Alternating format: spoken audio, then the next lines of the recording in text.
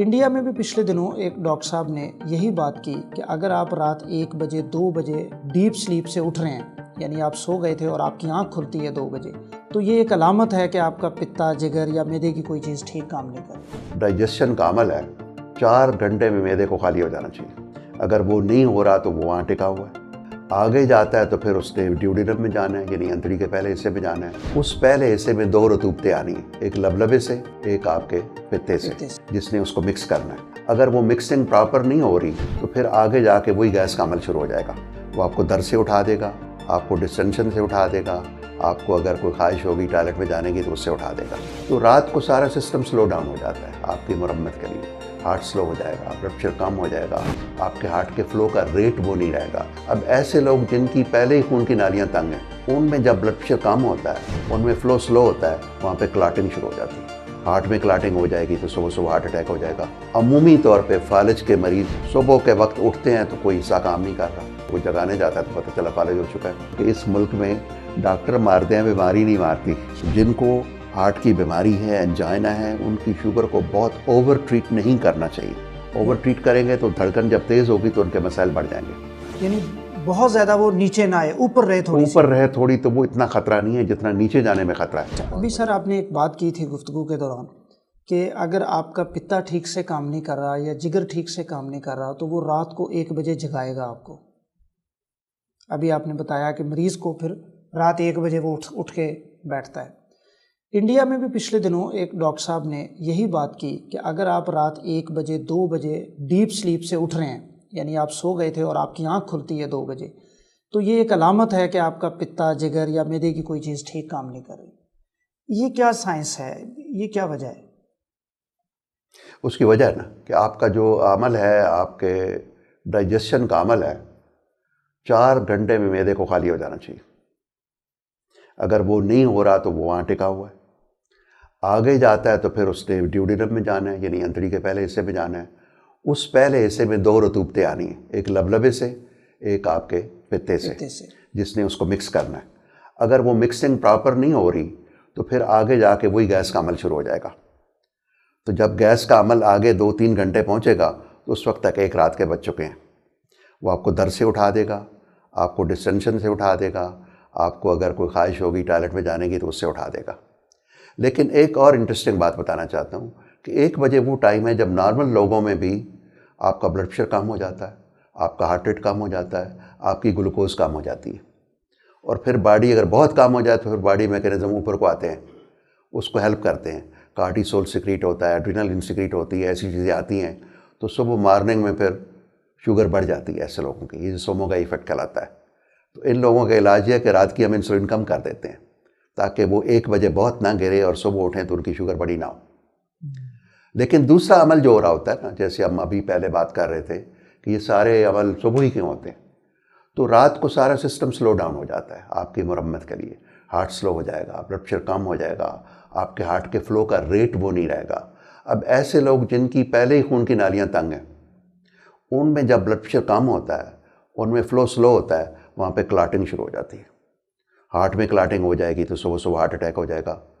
عمومی طور پہ فالج کے مریض صبح کے وقت اٹھتے ہیں تو کوئی حصہ کام نہیں کر رہا، یا کوئی آپ کو جگانے جاتا ہے، آپ اٹھے نہیں ہیں تو کوئی جگانے جاتا ہے تو پتہ چلا فالج ہو چکا ہے۔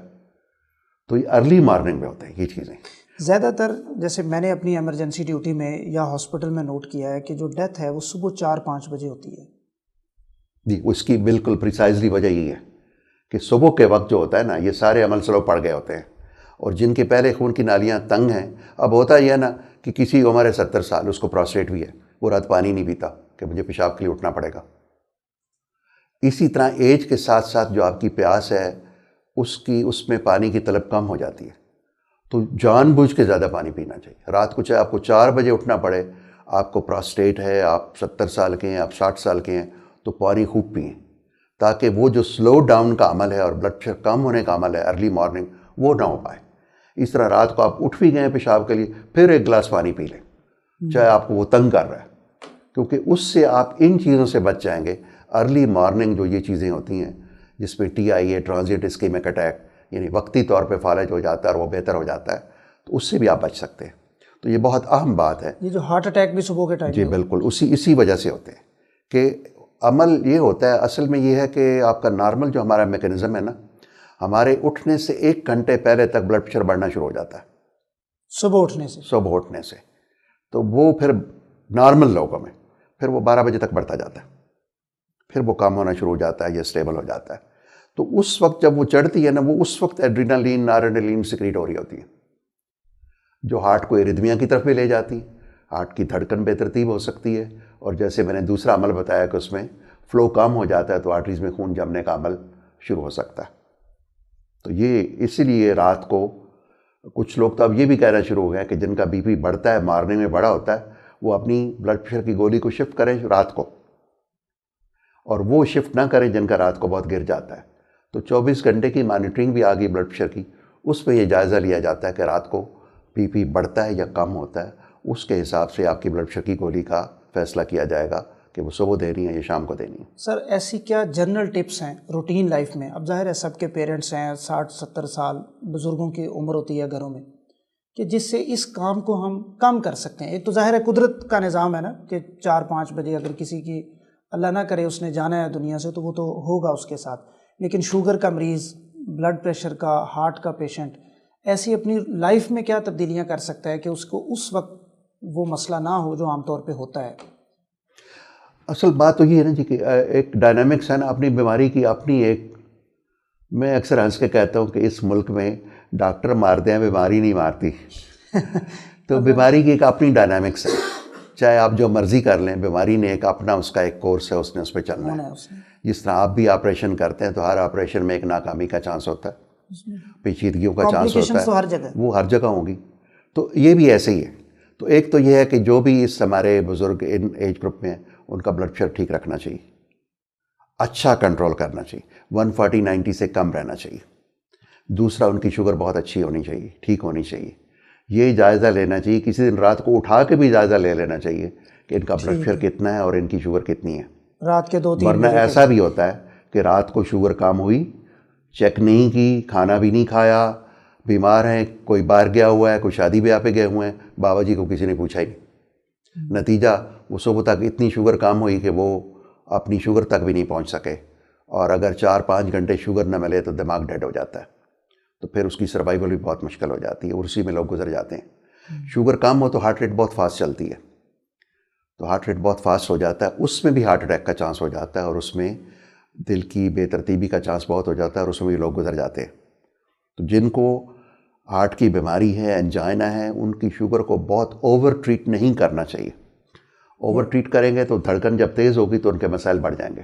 یعنی بہت زیادہ وہ نیچے نہ آئے، اوپر رہے تھوڑی تو وہ اتنا خطرہ نہیں ہے جتنا نیچے جانے میں خطرہ ہے. بہت نیچے چلی جائے گی تو آپ کا کگنیٹو فنکشن جو ہے، آپ کی دماغ کی جو صلاحیت ہے سوچنے سمجھنے کی، وہ کم ہو جائے گی. کیونکہ دماغ ٹوٹل بلڈ پہ، آکسیجن پہ اور گلوکوز پہ کام کرتا ہے، سوللی گلوکوز، اور تھوڑا بہت وہ اس کو لے لیتا ہے اپنے کیٹونز کو. ورنہ بلڈ اور شوگر کم ہو گئی تو اس کو ہم نیوروگلائپینیا کہتے ہیں.